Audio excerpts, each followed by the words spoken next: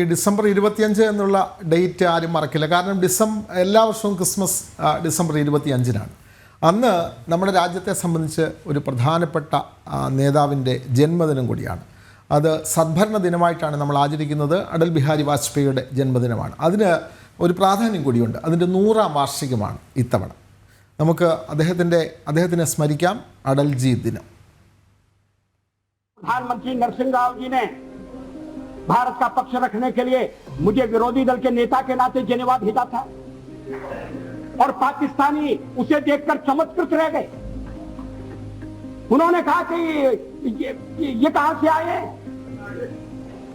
क्योंकि उनके यहां विरोधी दल का नेता ऐसे राष्ट्रीय कार्य में भी सहयोग देने के लिए तैयार नहीं होता। वो हर जगह अपने सरकार को गिराने के काम में लगा रहता है। ये हमारी परंपरा नहीं है, ये हमारी प्रकृति नहीं है और मैं चाहता हूं ये परंपरा बनी रहे, ये प्रकृति बनी रहे। सत्ता का खेल तो चलेगा, सरकारें आएंगी जाएंगी, पार्टियां बनेगी बिगड़ेंगी, मगर ये देश रहना चाहिए। इस देश का लोकतंत्र अमर रहना चाहिए।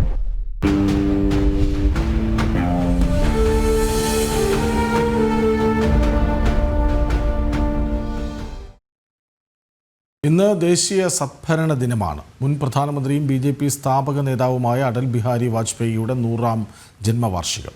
വിദ്യാർത്ഥി രാഷ്ട്രീയത്തിൽ തുടങ്ങി പ്രധാനമന്ത്രി വരെ പതിറ്റാണ്ടുകൾ നീളുന്ന അടൽജിയുടെ പൊതുജീവിതം ഭാരതത്തിന് നൽകിയ സംഭാവനകൾ വിലമതിക്കാനാവാത്തതാണ്.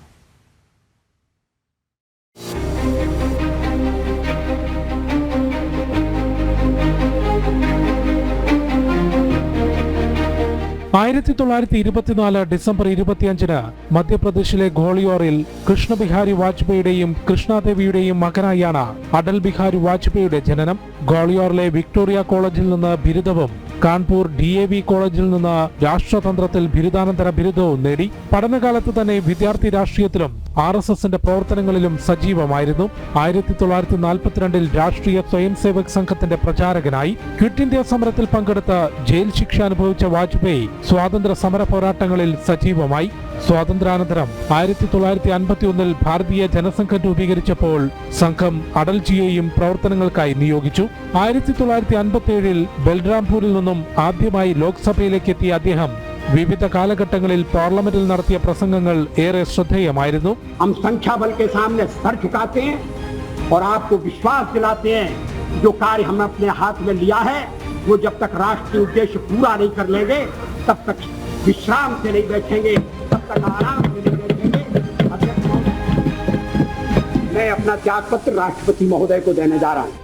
1957-ൽ ഭാരതീയ ജനസംഘത്തിന്റെ പാർലമെന്ററി പാർട്ടി നേതാവും 1968-ൽ പാർട്ടിയുടെ ദേശീയ അധ്യക്ഷനുമായി. അടിയന്തരാവസ്ഥ കാലയളവിൽ തടവിലാക്കപ്പെട്ട വാജ്പേയി പിന്നീട് രൂപീകരിച്ച ജനതാ സർക്കാരിൽ വിദേശകാര്യമന്ത്രിയായി. 1980-ൽ ഭാരതീയ ജനതാ പാർട്ടിയുടെ രൂപീകരണത്തിന് മുൻപിൽ നിന്നതും പാർട്ടിയുടെ പ്രഥമ അധ്യക്ഷനും വാജ്പേയി ആയിരുന്നു. 1996-ലും 98-ലും കുറച്ചു ദിവസങ്ങൾ മാത്രം പ്രധാനമന്ത്രിയായ അദ്ദേഹം 99 മുതൽ 2004 വരെ പ്രധാനമന്ത്രി കസേരയിലിരുന്ന് ഭാരതത്തെ നയിച്ചു.